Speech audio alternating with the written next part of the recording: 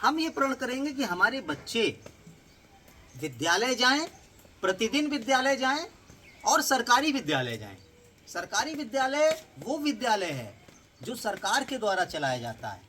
यहाँ की बिल्डिंग, यहाँ का भौतिक परिवेश, यहाँ का शैक्षिक वातावरण इतना सुंदर है, इतना आनंददायक है। मेरा विद्यालय आप ही के गांव में है, आप लोग सब परिचित हैं, आप लोग जो है वहाँ पर पढ़े भी होंगे। हमारा विद्यालय का नाम है उच्च प्राथमिक विद्यालय रक्सवारा, विकासखंड कौशाम्बी, जनपद कौशाम्बी। आपके रक्सवारा गांव में ये विद्यालय स्थित है। बहुत ही बड़ा प्रांगण है इसका। मैं इसकी भौतिक परिवेश की अगर ये जो बात करूं, जैसा कि आप लोग हमारे विद्यालय में आते रहते हैं, जैसे ही आप गेट के अंदर घुसेंगे तो खेल का मैदान आप देखेंगे, क्यारी देखेंगे, वहाँ पर लर्निंग बाय डूइंग प्रयोगशाला जो स्थापित किया गया है। वहाँ पर बच्चों को शिक्षा देने के लिए सिर्फ क्लासरूम नहीं है, वहाँ पर कक्षा कक्ष के साथ साथ जो है एक बड़ी सी टीवी लगी है, जिसे कहते हैं स्मार्ट क्लास। बड़ा सा स्मार्ट क्लास बना है, पंखे लगे हैं, हवादार कमरे हैं। और हमारा अध्यापक जब शिक्षण कार्य करता है उसके बाद वो बच्चों को लेकर के जाता है स्मार्ट क्लास में। और जब वो टीवी चलती है स्मार्ट क्लास की, जब टेलीविज़न चलता है, तो वहाँ पर जो है बच्चे जब सामने देखते हैं और सुनते हैं तो जल्दी सीखते हैं। इसके साथ ही साथ जो है लर्निंग बाय डूइंग प्रयोगशाला है हमारे यहाँ। ये प्रयोगशाला क्या है? इसमें विभिन्न प्रकार के औजार हैं और ये औजार के बारे में बच्चे परिचित होते हैं। गृह विज्ञान में बालिकाओं को जो है कताई बुनाई के साथ साथ जो है खाने की चीजें कैसे बनाया जाए सिखाया जाता है। कक्षा कक्ष जो है हवादार है, चारों तरफ खिड़कियां हैं, बैठने के लिए मेज कुर्सी की जो है व्यवस्था है। और साथ में 1200 रुपए सरकार के द्वारा डीबीटी के माध्यम से आपके खाते में जाता है। बच्चों का ड्रेस, जूता मोजा, स्वेटर, बैग और पेन पेंसिल, ये सारी चीज खरीदने के लिए सरकार आपको डीबीटी के माध्यम से 1200 रुपए आपके खाते में भेजती है। इसके साथ ही साथ पका पकाया गर्मा गर्म भोजन, मिड डे मील, यानी कि जिसे कहते हैं मध्याह्न भोजन। जैसे लंच होता है तो मध्याह्न भोजन के अंतर्गत 6 दिन के अंदर अलग अलग प्रकार के मीनू डिसाइड है। उस मीनू के अनुसार बच्चों को पौष्टिक भोजन दिया जाता है। सोमवार को जो है रोटी सब्जी ले लीजिए, फल ले लीजिए, दूध ले लीजिए।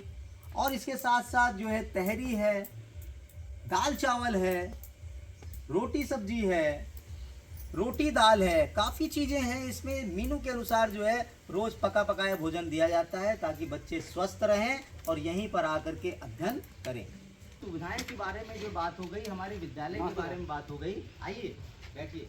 देखिए ये सब प्रबुद्ध लोग हैं, ये सब ऐसे हैं जो कि आपके ग्राम मोहल्ले का उद्धार करने के लिए, हमारे मेदी बाबा हो गए, हमारे जो है भुलाई भाई हो गए, ऐसे ऐसे लोग हैं जो कि अपने टोला को आगे बढ़ाने के लिए कार्य करते हैं। और इन लोग का भी यही कहना है कि बच्चे को पढ़ाएंगे तो सिर्फ सरकारी स्कूल में पढ़ाएंगे। हमारे यहाँ जो अध्यापक हैं उनका चयन किया जाता है, बड़े बड़े अधिकारी उनका चयन करते हैं। वो पढ़े लिखे होते हैं, हाई स्कूल इंटर नहीं होते, ग्रेजुएशन होते हैं, फिर पढ़ाने वाली एक डिग्री लिए हैं जिसका नाम है बीएड, बैचलर ऑफ एजुकेशन। आपके सामने आपके माट साहब जो बैठे हुए हैं राम मोहन केसरवानी जी, आपके सामने मैम खड़ी हैं बीना मैडम, आपके सामने पीछे बैठे हुए हैं प्रमोद कुमार जी। सब सर के बारे में मैं बताऊं, सर पीएचडी होल्डर हैं। पीएचडी का मतलब जो डिग्री कॉलेज में पढ़ाने के लिए योग्य होता है, वो आपके गांव में आकर के आपके बच्चों को पढ़ाने के लिए यहाँ लगा हुआ है। इसलिए नहीं वो डिग्री कॉलेज छोड़ करके यहाँ पे आया, इसलिए नहीं कि उसको वहाँ पे जॉब नहीं मिली, 2 जॉब सर ने छोड़ा है। इसलिए आता है क्योंकि हम नींव की ईंट को मजबूत करेंगे। आपका प्रश्न है कि जब आपके सरकारी विद्यालय में इतनी सारी सुविधाएं हैं, इतने अच्छे टैलेंटेड टीचर हैं, उसके बाद भी बच्चों को उतना नहीं आ पाता है जितना उम्मीद की जाती है। इसीलिए हम लोग 200-400 रुपये दे करके सरकार प्राइवेट स्कूल में भेजते हैं और वहाँ पर जो है बच्चा सीख जाता है। इनके प्रश्न का जवाब जो है मैं दूंगा कि देखिए 5 उंगली बराबर होती नहीं। हर इंसान दोष लगाता है अध्यापक और विद्यालय के ऊपर। ये 5 उंगली में से सब छोटी बड़ी है। इसी प्रकार से सब बालक की बुद्धि भी अलग अलग होती है।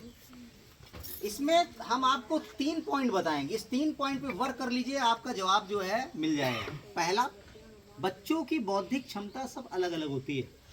अगर कोई बच्चा जो है आईक्यू पावर उसका थोड़ा सा कमजोर है तो उसको लाख आप अच्छे से पढ़ाइए, टीवी दिखाइए, बढ़िया सा सुंदर सा पढ़ाइए, फिर भी वो उतना नहीं सीख पाता है जितना हम सिखाना चाहते हैं या जितना आप अपेक्षा रखते हैं।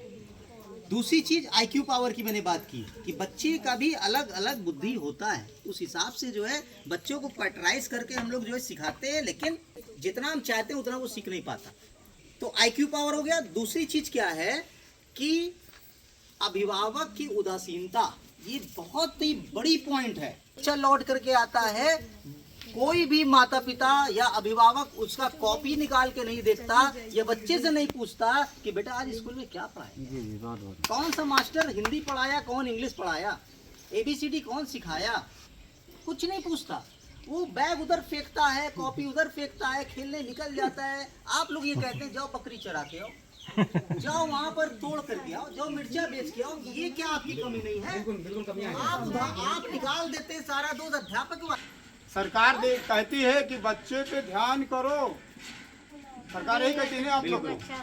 बच्चे लोग जब आप ध्यान करेंगे तो बच्चा क्यों नहीं पढ़ेगा, क्यों स्कूल नहीं जाएगा? अध्यापक अपना भरसक प्रयत्न करता है। ये लोग बोलते हैं ना कि बच्चे को कुछ नहीं आता, तो क्या हमें लोग की जिम्मेदारी है? हम सिर्फ इतना चाहते हैं बच्चों को सुबह आप भेज दीजिए और लौटते, सुनिए सुन लीजिए, लौटते समय आप बच्चे से पूछिए कि भैया मास्टर ने क्या पढ़ाया आज, जरा बैग तो खोलो, दिखाओ तो। सिर्फ इतना आपको नहीं आता मैं जानता हूँ, बहुत बढ़िया, बहुत बढ़िया आता है तो बहुत अच्छा है। आप खोलो तो किताब उनकी, आप कॉपी तो देखो। सिर्फ आप बच्चों के दिमाग में ये भर देते हैं कि वो सरकारी स्कूल है और वहाँ आप जाओ खा पी करके चले आना, आपके दिमाग में ये बैठा है। आप खोलो तो किताब, आप पूछो तो। और जब आप पूछेंगे नहीं तो कैसे हम मान लें कि एक तरफा जो है कार हो रहा है तो वो कार सफलता की सीढ़ी चढ़ेगा, कभी नहीं सफल हो सकता। कभी वहाँ पर चीजें उपलब्ध है, टीवी मैंने लगा दी, स्मार्ट क्लास हो गया, खेल की सामग्री, MDM हो गया, सारी चीजें हो गई, लेकिन जब हम और आप मिलकर के काम नहीं करेंगे बच्चे का ग्रोथ नहीं होगा।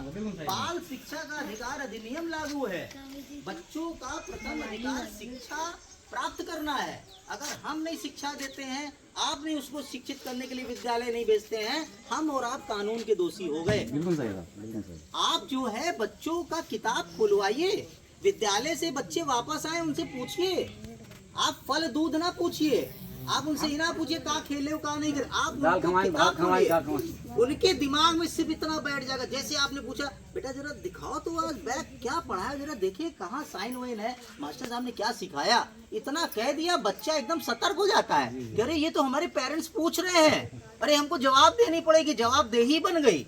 और यहाँ जवाबदेही है ही नहीं कुछ। बच्चा आया, बेटा आगे पढ़ गए, हाँ पापा जी, जाओ बकरी ले लो, उसको चरा के आओ, जल्दी से दूध दूहना है, जाओ गाय के लिए चारा ले आओ, जाओ जाकर के खेत में मिर्चा तोड़ाओ, जाकर के अमरूद बेच आओ। ये क्या है? हमारे परिषदीय विद्यालय में जो बच्चा रेगुलर आ रहा है, रेगुलर एक भी दिन गैप नहीं किया, और प्राइवेट स्कूल का एक बच्चा आप जो बहुत तेज हो उसको ला के सामने खड़ा करा दीजिए, दोनों में कंपटीशन कर लीजिए, देख लीजिए कौन आगे है। जो सरकारी स्कूल का बच्चा को किस अध्यापक ने पढ़ाया? ट्रेंड टीचर ने, जिसके पास BEd है, MAd है, PhD होल्डर है। वो जानता है कि बच्चों को कैसे पढ़ाना है, पॉइंटर कैसे पकड़ना है, वो जानता है कि हमको बच्चे के मस्तिष्क तक नीचे उतर के आना है, बाल केंद्रित शिक्षा के जो है अनुसार उनको पढ़ाना है। सबसे पहला काम, जैसे ही बच्चा स्कूल से घर आए, चाहे वो प्राइवेट में पढ़ रहा हो चाहे सरकारी में, बच्चा आपका है, आपके घर आए, तुरंत उससे पूछिए बेटा घर आ गए, प्यार से पूछिए, वो कहेगा हाँ आ गए, उसको ठंडा पानी दीजिए, फिर धीरे से पूछिए कि बेटा आज स्कूल में क्या क्या पढ़ा आपने।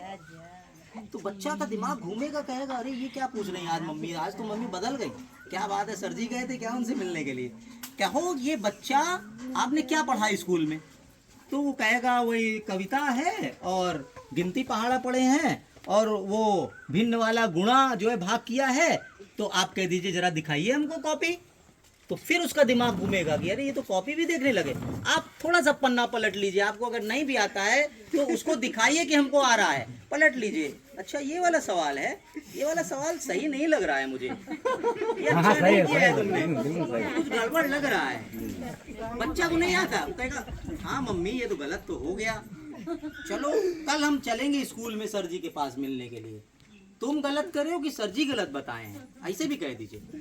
तो कहेगा हाँ ठीक है। अच्छा और क्या पढ़ा बेटा? अंग्रेजी क्या सीखे आज, दिखाओ जरा। तो अंग्रेजी वाला जो है सीधा पलटेगा, वो दिखाएगा। अंग्रेजी, हिंदी, गणित, विज्ञान सब कॉपी देखिए, 10 कॉपी बनवाया है हमने। तो 10 कॉपी आप खुलवा करके देखिए, 10-15 मिनट लगेगा, लेकिन बच्चे का दिमाग शुद्ध हो जाएगा वहां पे। उसके दिमाग में ये चीज आ जाएगी कि अब हमसे गार्जियन, हमारे मम्मी पापा हमसे पूछने लगे हैं, अब शिक्षा पे ध्यान देना होगा। अब बकरी चराने के लिए नहीं कहते हैं, लेकिन ये थोड़ा सा व्यवहार परिवर्तन लाना पड़ेगा, ये बदलना पड़ेगा। ये चीज नहीं होना चाहिए कि बच्चा आया और सीधा कह दे आगे बेटा चलो बैग वहां रखो, जाओ बकरी लेकर के जाओ, जल्दी से चरा के आओ, जाओ गाय को जो है चारा दे दो, जाओ जा करके भिंडी बेच करके आओ, जाओ खेत में काम करो। लेकिन एक चीज जान लीजिए, बालक से काम नहीं कराना है। बाल संरक्षण समिति बनी है, ये कहती है कि बाल श्रम अपराध है।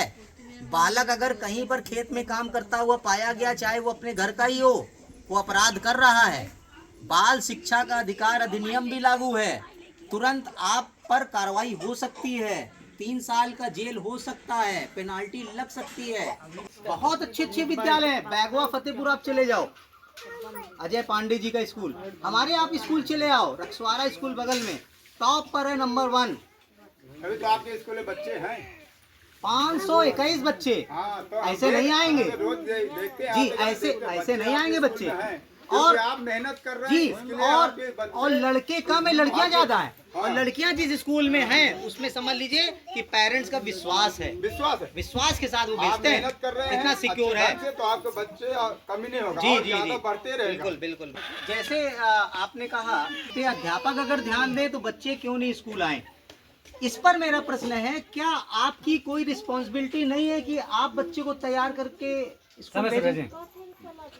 आपकी सबसे पहले आपकी जो है जिम्मेदारी है कि आप बच्चे को तैयार करिए, विद्यालय भेजिए, और विद्यालय भेज करके फिर उसके बाद जब बच्चा लौट करके आए तो उनसे पूछिए, उनका कॉपी किताब खुलवाइए, उनसे पूछिए कि भाई आज स्कूल में आपने क्या पढ़ा, उसको देखिए, उसको जांचिए। आपके बच्चों के लिए, बच्चों के हित के लिए मैं आया हूँ और आपकी समस्या को सुनने भी आया हूँ। जैसे आपके मन में जीवन में प्रश्न आया, इसका भी समाधान करना इस गोष्ठी का उद्देश्य।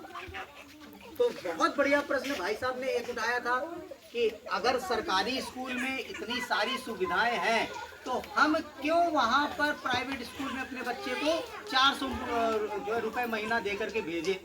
उसका उत्तर आपको सेटिस्फाइड मिल गया? नहीं सोचते कि मोबाइल से क्या क्या काम हो सकता है। सब आपका कुछ बच्चा होता स्कूल है, नहीं आजकल आता, तो मोबाइल से आपका काम बच्चा स्कूल नहीं आता तो सुबह हम पहले रजिस्टर देखते हैं कि कौन कौन बच्चा स्कूल आया है, कौन नहीं आया। हाथ जोड़ करके निवेदन करना चाहूंगा कि निष्कर्ष यही आता है कि बच्चे का किताब, बच्चे का बैग आप लोग नहीं खोलते हैं। सबसे बड़ी आप कमियां अपनी यही है साहब। रिस्पॉन्सिबिलिटी समझिए। सबसे बड़ी कमियां यही है। भाई कितना करेगा, हम लोग 4-5 घंटे रहते हैं, आप लोग सारा दिन रहते हो, 12-12 घंटे रहते हो।